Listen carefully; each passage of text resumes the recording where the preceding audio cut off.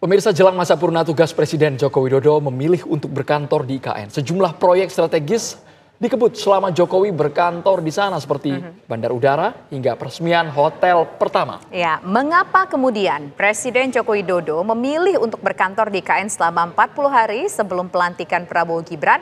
Adakah pesan yang ingin disampaikan kepada pemerintahan mendatang? Untuk membahasnya sudah bergabung bersama kami relawan Jokowi, yaitu ada Mas Johannes Joko, kemudian juga ada pakar semiotika, itu ada Pak Acep Iwan Saidi. Selamat sore semuanya. Selamat sore Mbak Tisa, selamat sore Mas Andre dan Pak Acep. Ya, pertama saya ingin menuju ke Mas Johannes dulu. Mengapa Presiden Joko Widodo memilih IKN untuk berkantor selama 40 hari? Dan ada apa dengan angka 40 hari itu? Kalau ditanya ada apa dengan angka, kelihatannya nggak ada lah ya Mbak, nggak ada kaitannya dengan angka dan segala macam. Tetapi kurang lebih kalau kami menangkapnya justru ini adalah satu bentuk cara kerja Bapak Presiden Jokowi, bentuk konsistensi beliau dalam mengawal berbagai program-program strategis nasional. Salah satunya adalah pembangunan ibu kota Nusantara ini. Di akhir masa pemerintahan beliau, ya tentu beliau ingin menunjukkan kepada publik bahwa selama ini kan masih banyak suara-suara publik yang muncul bahwa pembangunan ibu kota negara Nusantara ini tidak berjalan. Kemudian ada suara publik bahwa ibu kota negara Nusantara ini kemungkinan juga akan mandek.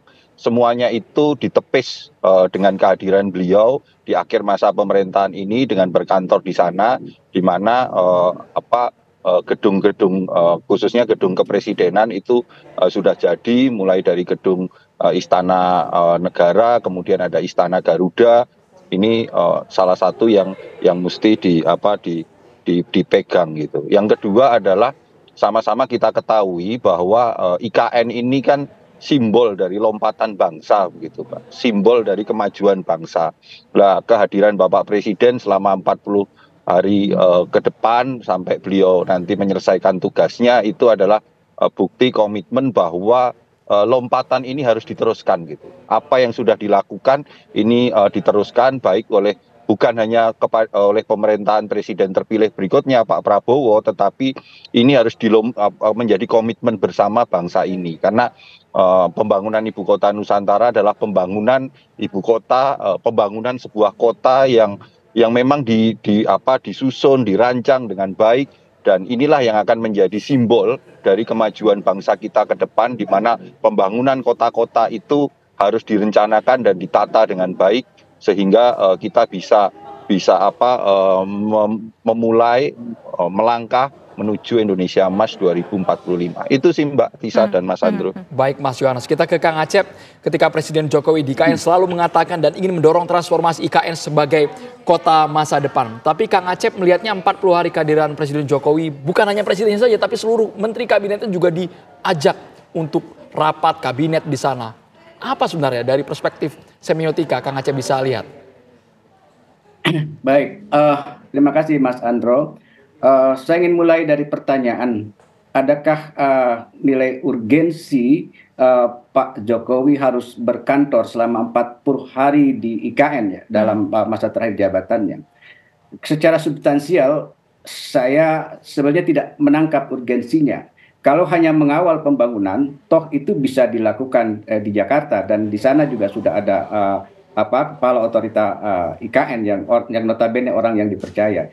Dari sisi itu saya tidak menangkap ada urgensi, karena kalau presiden berkantor biasanya di suatu tempat, karena di tempat itu misalnya ada sebuah bencana besar misalnya sehingga harus dikontrol terus, atau di Jakarta misalnya, di Jakarta sedang sangat darurat keadaannya seperti tahun 46 itu misalnya pindah ke Yogyakarta, dia berkantor sementara atau berpindah bahkan.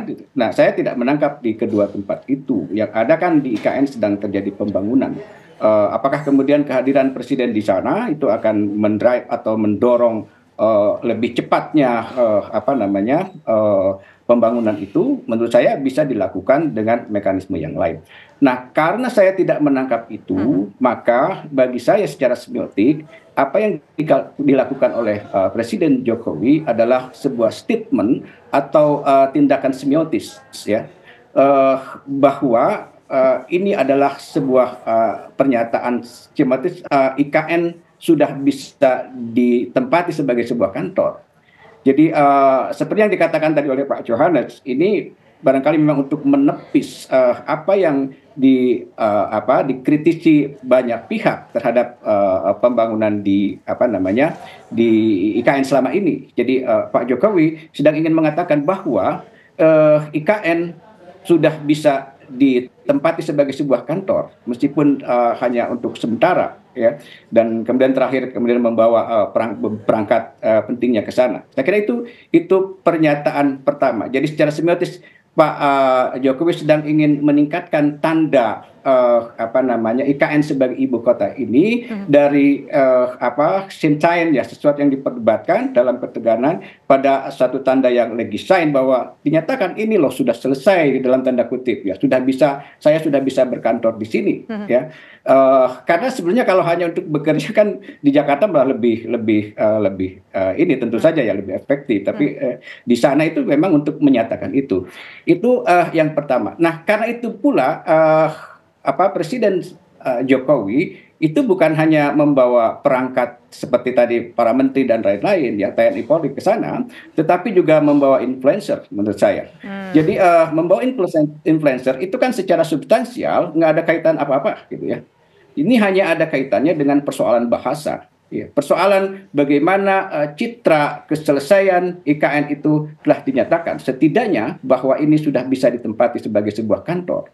Itu adalah menurut saya tindakan dan statement yang sifatnya berlaku ke belakang untuk menyatakan bahwa apa yang diragukan sejauh ini itu sebenarnya bisa ditepis dengan kehadiran beliau. Meskipun hal itu juga bisa menjadi agak lucu, misalnya ketika juga Presiden tidur tidak nyenyak di sana, ya kan ada beberapa kali di sana ya, selain yang belakang ini. Jadi sebenarnya kontradiktif ini meskipun kecil menunjukkan bahwa sebetulnya di sana pun ya belum bisa ditempati secara ini pula kan gitu. Tetapi pernyataan ini penting menurut saya, harus dilakukan oleh Presiden. Itu setidaknya saya melihat mengapa beliau melakukan ini. Dan ini juga dinyatakan ini adalah karya besar pada pemerintahan beliau selama 10 tahun ini, dan ini harus dinyatakan selesai pada zaman saya juga kan gitu. Oleh sebab itu maka ini adalah warisan saya sebagai presiden kepada pemerintahan berikutnya atau kepada rakyat Indonesia secara umum. Jadi ini keberhasilan ini harus dinyatakan secara simbolik, secara semiotis. Jadi saya ingin mengatakan bahwa ini adalah sebuah permainan bahasa gitu. Begitu Mas Andro. Oke, baik. Nanti perbincangan akan kita lanjutkan kembali. Kalau dilihat dari urgensinya, menurut Kang Acep nggak ada urgensinya. Tapi kalau dari sisi untuk menunjukkan bahwa IKN ini sudah eksis, IKN ini sudah ada, IKN ini tampaknya berjalan dengan sukses. Bagaimana kemudian tanggapan dari Pak Johannes? Sesaat lagi kita akan bahas, pemirsa tetaplah bersama kami.